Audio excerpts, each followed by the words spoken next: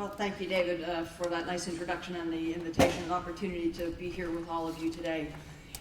Yeah, the backdrop has been well painted by the senator, by the commandant, and you all came to this room this morning knowing it very vividly yourselves anyway, because this is what you're passionate about.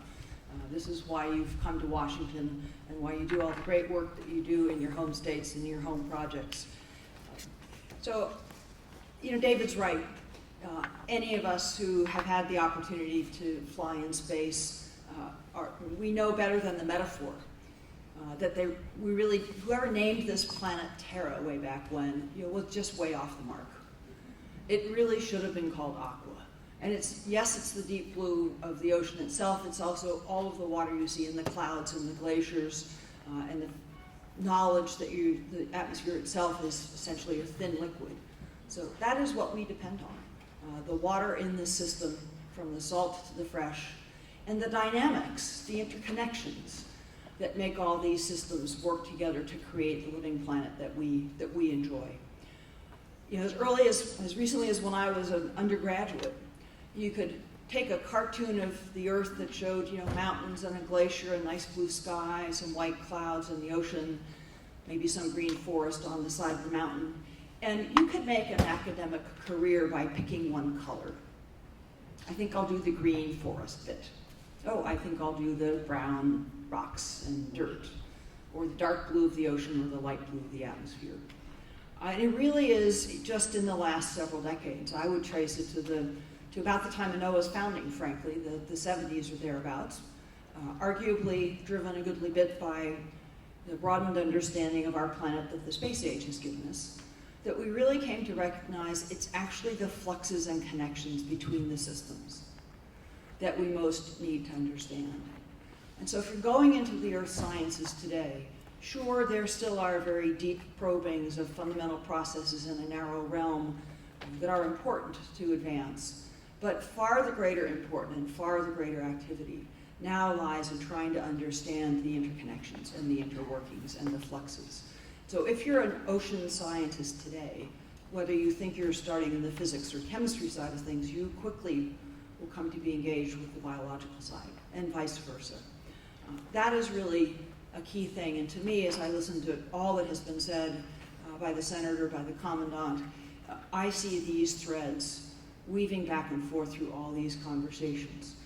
We extract food, oxygen, energy from the sea, and the cascade of feedbacks back into the sea and into our economy and into our societies are rich beyond measure, difficult to fathom.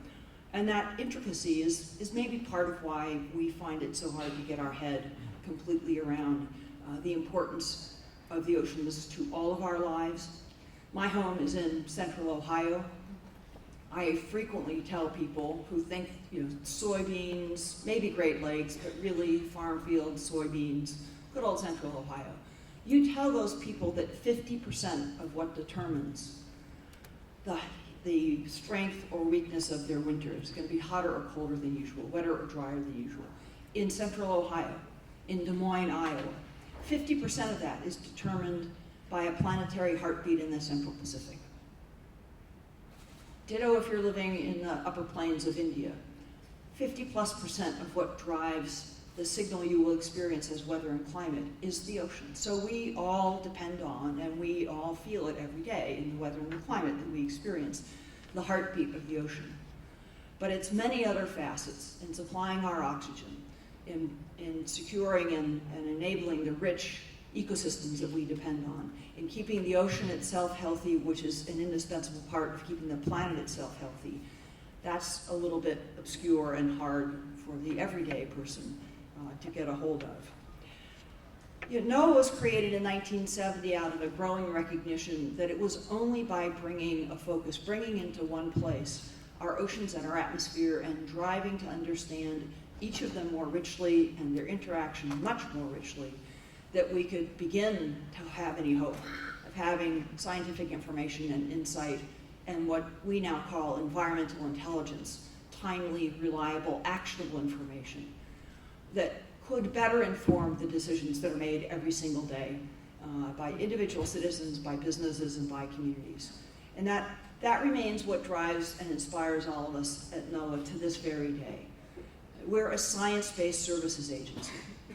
We're nothing without the world's best science, whether we funded it or we did it in our labs or it was done in some other university or in another country. We need to know that, we need to harvest it, we need to use it. But more importantly, what we need to do is help transform that into this environmental intelligence, this actionable, timely, reliable information. You know that environmental intelligence, it's called your weather forecast in its simplest form. And it is through that simple vehicle and many others actually that NOAA can, I think, very legitimately claim to touch every single American every single day. We're really the front line of where US taxpayers get the return on their investment in our understanding of the oceans and the atmosphere, in our research expenditures into Earth system science. It comes to pay dividends when it comes back and touches our lives that directly. NOAA's environmental intelligence also is oriented towards and pays tremendous dividends in informing and underpinning both our ocean stewardship work and the work that many of you are doing in your communities and in your projects. So whether that's identifying areas of special national significance to preserve as national marine sanctuaries, identifying critical habitats to try to help secure the future of endangered and threatened species, identifying the biomass and understanding the ecological dependence of marine species and economically valuable stocks of fish so that we can better design sustainable management regimes and have some hope of securing the bounty of the sea for decades and centuries yet to come. All of that takes various forms of environmental intelligence.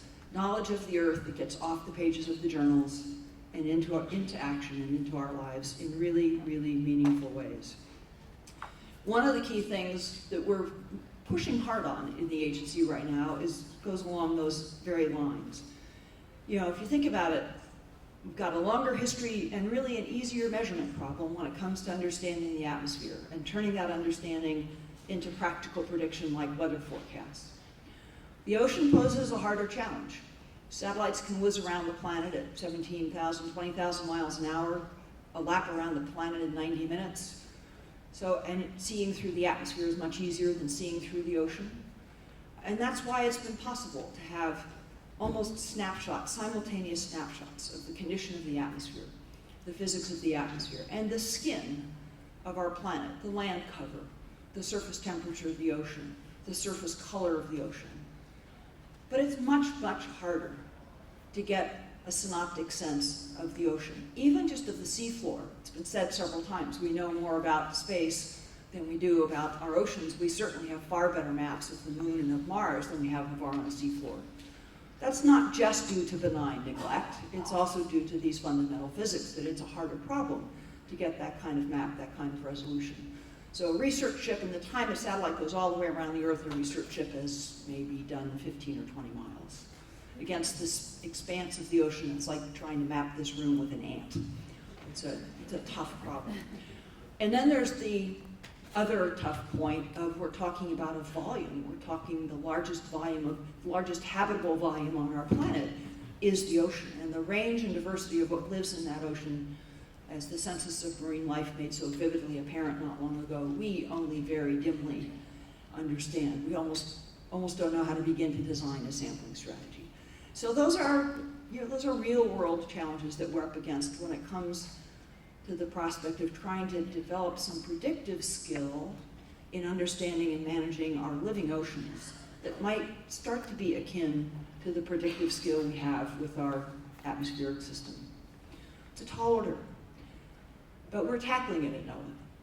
We've mounted a cross-agency effort on ecosystem-based management that involves every single part of NOAA, from the satellite service to the ocean service, to the weather service, on our research arm and our fisheries folks. We've cross-decked, we've swapped our best geophysical modelers into the fisheries arena and vice versa, some of our fisheries biologists side by side with our best physical modelers. We don't know where the best active thread will be here, but we do know, because we've seen it in NOAA's own history in the 4 decades that we've been around, we do know that when we cross-pollinate, when we share those insights, when we bring our best expertise together and get over our own seams, that we do make advances that matter. So we're pushing very, very hard on that.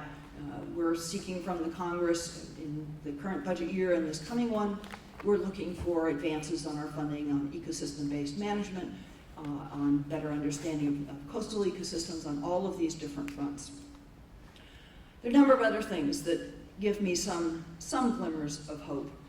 And again, a few of these have been touched on earlier today, but I was incredibly proud and really felt honored and privileged to be tapped by the President along with Undersecretary Kathy Novelli at the Department of State to lead a task force this past year to bring him recommendations on how we could step up and sharpen our efforts to combat illegal, unreported, and unregulated fishing, black market fishing, pirate fishing, and also how we could step up and improve our ability to trace and understand the pedigree and the origin of seafood that we consume in the United States. Now, let me say right away, seafood products in the United States market, I can tell you, I don't think we do have a very significant problem inside the US market about illegal or tainted or badly misrepresented fish. But the same is not true globally. And so it is really critical that we step up our efforts. We delivered our recommendations to the President in December. I went along with Kathy Novelli to the CWEB conference in New Orleans earlier this year and then the Boston Seafood Summit just a couple of months ago, and presented to folks the implementation plan that we have proposed to the President. It's 15 different recommendations that propose everything from better coordination among federal agencies. We're going to get Customs and Border Patrol. We're going to get the Department of Homeland Security's Commercial Targeting Center, our Coast Guard and Navy Marine Intelligence folks, and the fisheries enforcement folks at NOAA more tightly linked. We're going to open up some of the information sharing that's just been blocked by bits of bureaucratic inertia so that we can get better line of sight on where do we have illegal fishing activity happening, where do we have a prospect of illegal product trying to move to market, and where can we interdict that. We're going to use existing customs agreements and free trade agreements and every diplomatic tool that the President and the Secretary of State have at their disposal to ramp up our efforts and ramp up our pressure on other countries to lift their games. That's happening already. It's in progress. You've heard about the potential and the Senator's support for bringing the implementing legislation for the Port States Measures Agreement through the Congress in the United States this year. That would be a tremendous step forward. But there's another step forward in exactly that same vein, and that is to bring those measures to bear and put them into practice in other countries. And so the Trans-Pacific Partnership Trade Agreement that's under consideration by the Congress right now, it has for the very first time in the body of the trade agreement an environmental chapter, a very strong environmental chapter, frankly, when it comes to ocean issues and IUU fishing. This would require TPP nations to adopt port state measures provisions themselves. It would require RFMOs to step up closer to US standards of sustainable fishing. It would require any nation fishing in another nation's waters to abide by the higher standard law. It acts against fishing subsidies that are subsidizing some of these unfortunate practices. It's a tremendous step forward compared to the kind of work we've had to do piecemeal and incrementally at NOAA through one country at a time bilaterals. So we're hopeful that that measure will also pass and give us a stronger bully pulpit and frankly, stronger leverage and real enforcement tools to bring sustainable fishing practices into play among the Pacific nations. We're making some progress on protecting and conserving the oceans. I'm sure all of you followed last June's summit convened by Secretary of State Kerry and were as excited as we were by the very many announcements that he elicited from governments around the world to expand oceanic protection.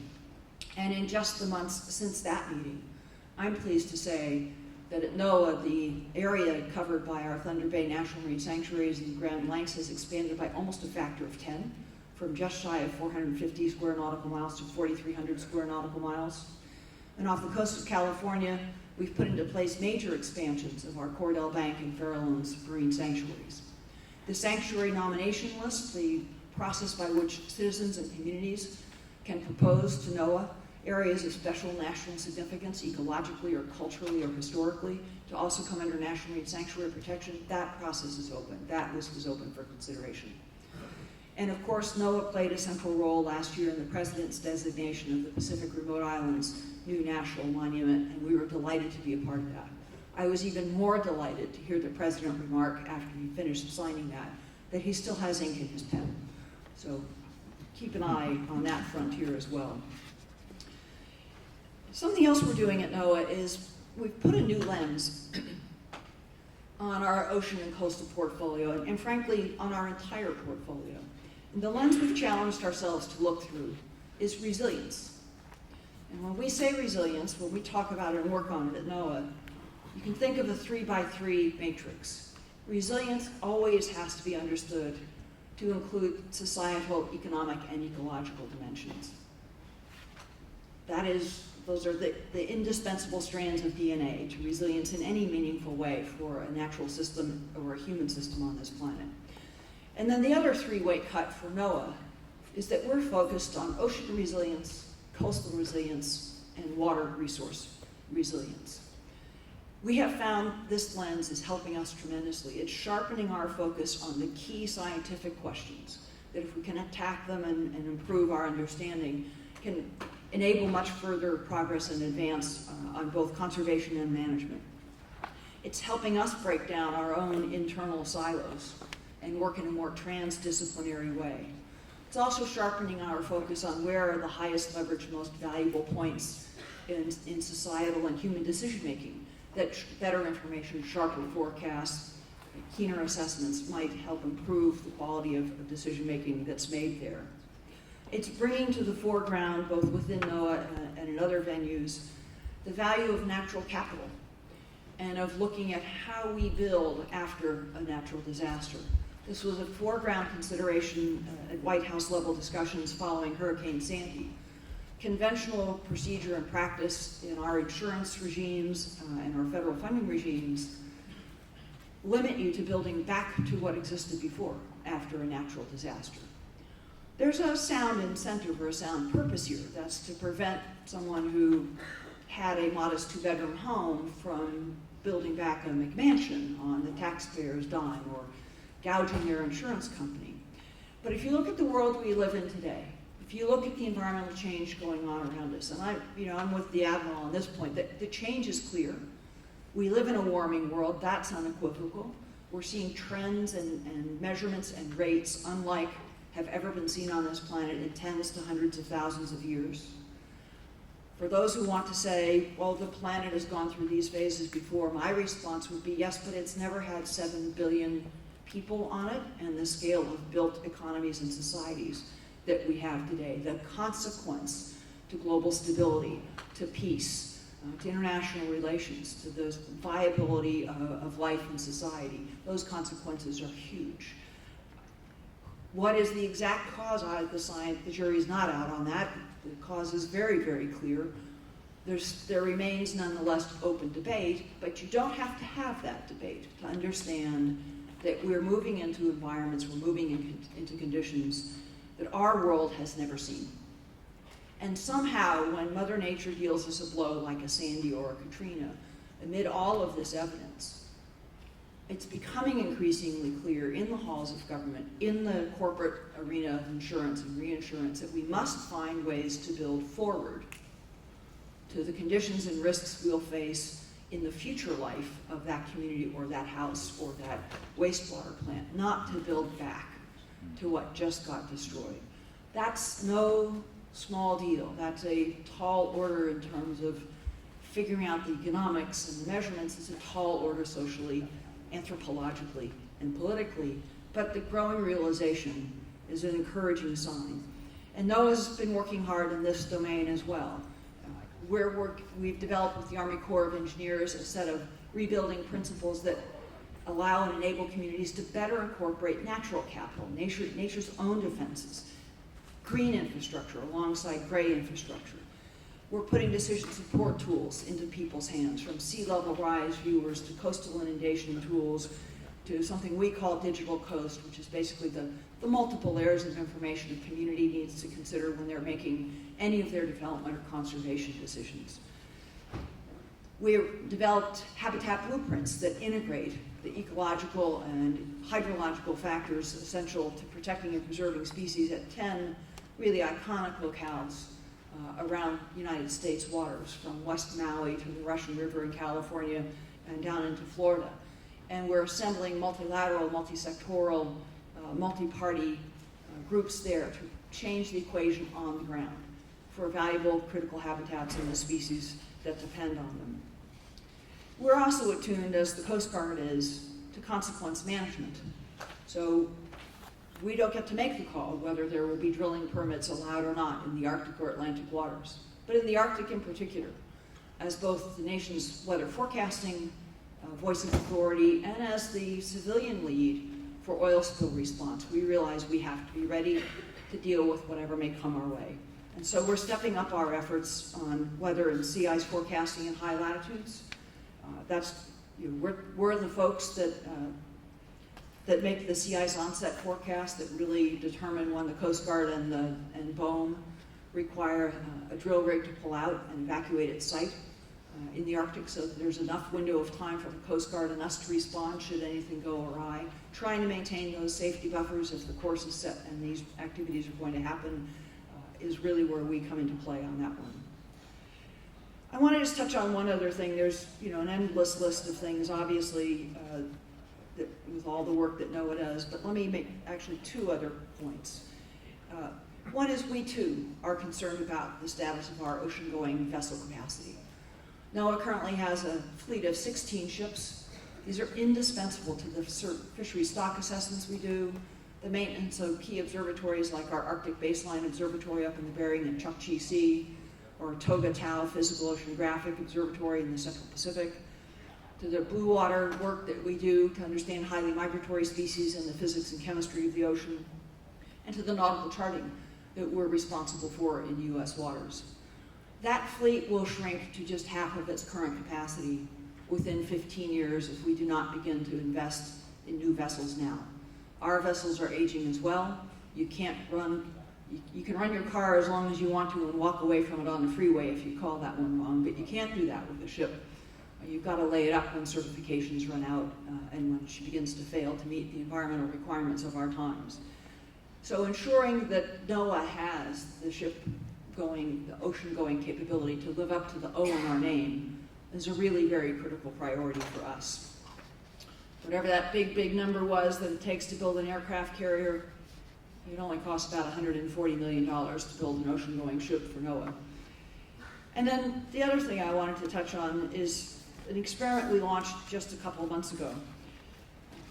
We don't know what it's going to do. We don't know where it will take us, but it's exciting, and I think it's got some tremendous potential for work in the ocean. NOAA produces 20 terabytes of data every single day. That's twice the printed holdings of the Library of Congress on a daily basis. We have big pipes to move the data around between our satellites and our supercomputers, but as an artifact of the past, we have tiny little soda straws to get that information out to all of you. So only about 10% of our data gets out into ready access, easy access on a routine basis. You can get at all the rest of it, but you need to know a little bit where to search, and it's kind of slow and it's kind of cumbersome. We want to turn that proposition around. We want all 20 terabytes to be accessible and explorable.